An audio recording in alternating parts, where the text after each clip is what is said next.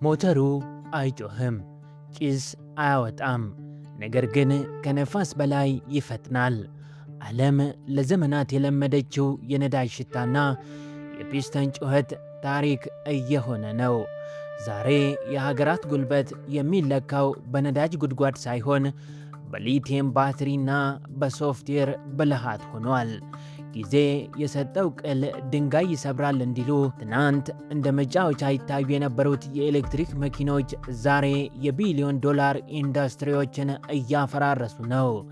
ዛሬ በማረፊያ የዓለምን መንገድ እየተቆጣጠሩ ያሉ 10 ምርጥ የኤሌክትሪክ መኪኖችን ሚስጥር እንፈትሻለን። ከቴክኖሎጂያቸው ጀርባ ያለው አስደናቂ ጥበብ፣ የተሰሩበት ማቴሪያልና ለምን በሰዎች ዘንድ ተመራጭ ሆኖ እስከ መጨረሻው አብራችሁን ቆዩ።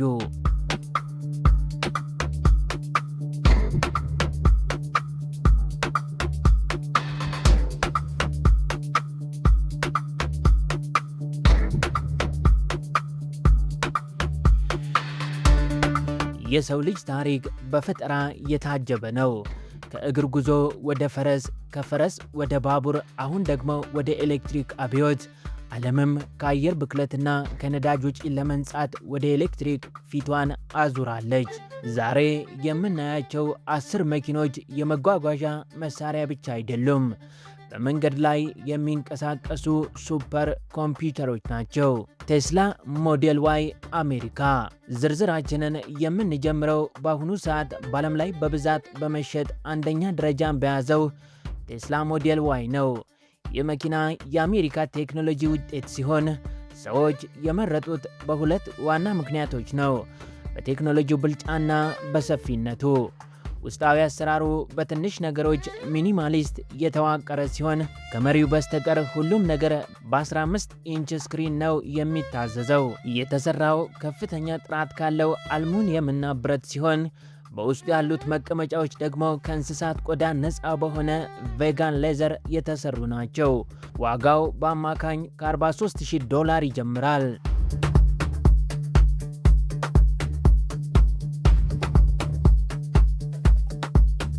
BYD አቶስ 3 ቻይና። ቻይና የኤሌክትሪክ መኪና ንግሥት እየሆነች ነው። BYD ቢልድ ዮር ድሪምስ የተባለው ኩባንያ ያመረተው አቶስ 3 በተለይ በባትሪ ጥንካሬው ይታወቃል። ብሌድ ባትሪ የተባለው የራሳቸው ፈጠራ እጅግ ደህንነቱ የተጠበቀና ረጅም ዕድሜ ያለው ነው። ውስጡ ሲታይ ልክ እንደ ጂም ስፖርት ቤት ተደርጎ የተነደፈ ነው። የበሩ ኪሶች በጊታር ክር የተሰሩ ይመስላል። ዋጋው ከ$35,000 አካባቢ በመሆኑ ለብዙዎች ተመራጭ ሆኗል። ሉሲድ ኤር አሜሪካ። ይህ መኪና የኤሌክትሪክ መኪኖች ንጉሥ ይባላል። ምክንያቱም በአንድ ጊዜ ቻርጅ ከ800 ኪሎ ሜትር በላይ መጓዝ ይችላል። በውስጡ ያሉት ማቴሪያሎች እጅግ ውድ የሆኑ የእንጨት ውጤቶችና አልፓካ የተባሉ ጨርቆች ናቸው። አሰራሩ እጅግ የረቀቀ ሲሆን ሞተሩ በጣም ትንሽ ሆኖ ግን ከ1000 በላይ የፈረስ ጉልበት ያመነጫል። ዋጋው ከ$70,000 እስከ $250,000 ይደርሳል።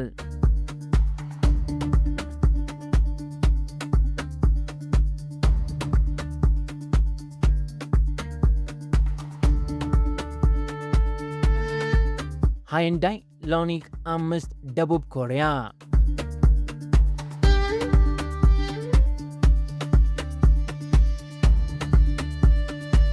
የኮሪያውያን ጥበብ የተንጸባረቀበት መኪና ነው። ሰዎች የመረጡት በዲዛይኑ ነው። የድሮ መኪናና የወደፊት መኪና ቅልቅል ይመስላል። የውስጥ ክፍሉ እጅግ ሰፊ ሲሆን መቀመጫዎቹ እንደ አልጋ ሙሉ በሙሉ ጋደም ይላሉ።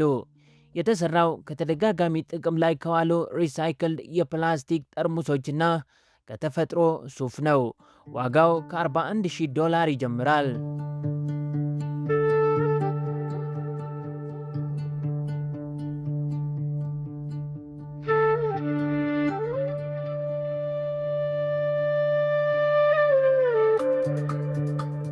ፖርሽ ታይካን ጀርመን ለፍጥነትና ለቅንጦት የሚጨነቁ ሰዎች ምርጫ ነው። ጀርመኖች የነዳጅ መኪና ጥበባቸውን ወደ ኤሌክትሪክ አዙረውታል።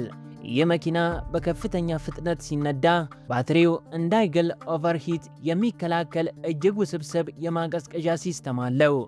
ውስጡ በቆዳና በካርቦን ፋይበር የተለበጠ ነው። ዋጋው ከ$90,000 ይነሳል። ሪቪያን R1T አሜሪካ። ይህ ደግሞ የኤሌክትሪክ ፒክአፕ ጭነት መኪና ነው። ለጀብዱና ለከባድ ቦታዎች ተስማሚ ነው። 4 ሞተሮች አሉት። ለእያንዳንዱ ጎማ አንዳንድ እንደማለት ነው። ይህ ማለት መኪናው እንደ ታንክ ባለበት መዞር ታንክ ተርን ይችላል። በውስጡ አብሮ የተሰራ ካምፕ ማብሰያ ኪችን ሊኖረውም ይችላል።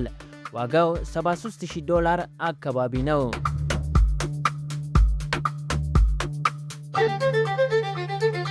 BMW i7 ጀርመን።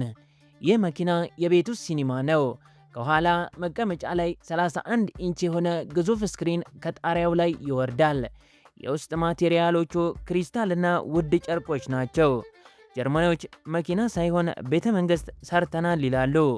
ዋጋው ከ$105,000 ይጀምራል።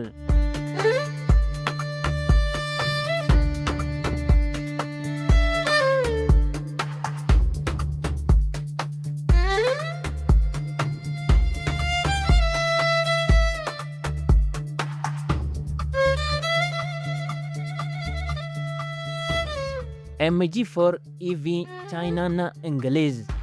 ለብዙሃኑ ተመራጭ የሆነው መኪና ዋጋው ርካሽ ማለትም $30,000 አካባቢ ቢሆንም አፈጻጸሙ ግን ከውድ መኪኖች አይተናነስም።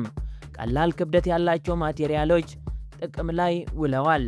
ይህም የነዳጅ ሳይሆን የኤሌክትሪክ ቁጠባውን ይጨምረዋል።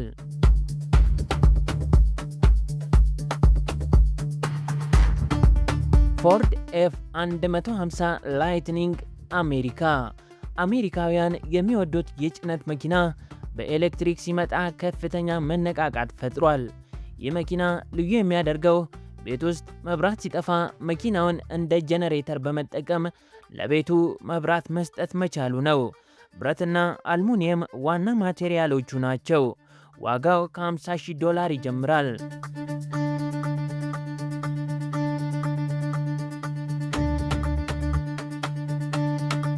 ኪያ EV9 ደቡብ ኮሪያ። ባለ7 መቀመጫ ግዙፍ መኪና ነው። ቤተሰብ ላለው ሰው ተመራጭ ነው። ውስጡ ያሉት መቀመጫዎች እርስ በርስ እንዲተያዩ መዞር ይችላሉ። ሙሉ በሙሉ በዘመናዊ ባትሪ የሚሰራና እጅግ ፈጣን ቻርጅ አለው። ዋጋው ከ$55,000 ይጀምራል።